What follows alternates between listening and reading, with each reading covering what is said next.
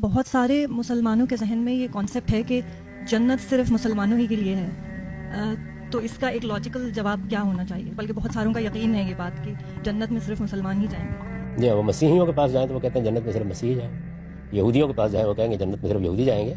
قرآن مجید نے اس کا نہایت واضح جواب دے دیا ہے۔ اس نے یہ کہا ہے کہ انسانوں کی 3 کیٹیگریز ہو گئی ہیں۔ ایک وہ لوگ ہیں کہ جن تک کسی پیغمبر کا پیغام نہیں پہنچا، کسی پیغمبر کی دعوت نہیں پہنچی۔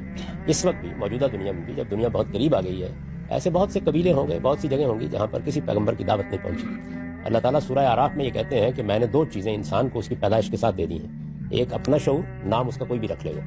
دوسرے موریلٹی کا شعور، یعنی اچھائی اور برائی کا شعور۔ تو جتنے لوگوں تک خدا کے پیغمبروں کا پیغام یا میسج نہیں پہنچا، ان سے صرف یہ 2 باتوں پر سوال ہو۔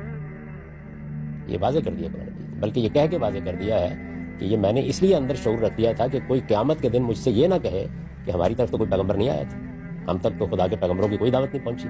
تو ایک کیٹیگری یہ ہے۔ ابھی دنیا میں بہت سے لوگ ہوں گے، ان میں سے جو لوگ ان دونوں معیارات پر پورے اتریں گے وہ ضرور جنت میں جائیں گے، اس لیے کہ ان سے سوال ہی 2 پوچھے جانے ہیں۔ دوسری کیٹیگری ان قوموں کی ہے جن کی طرف پیغمبر آئے، جیسے یہود ہیں، جیسے نصارہ ہیں، جیسے ہم مسلمان ہیں۔ تمام جتنے بھی پیغمبروں کے اقوام یا امم ہیں، ان کے بارے میں کہا کہ ان سے ایک تیسرا سوال بھی پوچھا جائے، اس لیے کہ پیغمبروں نے آ کر اس کی اطلاع دے دی، اور وہ یہ ہے کہ کیا آپ قیامت کے دن کی جواب دہی کے لیے تیار ہیں؟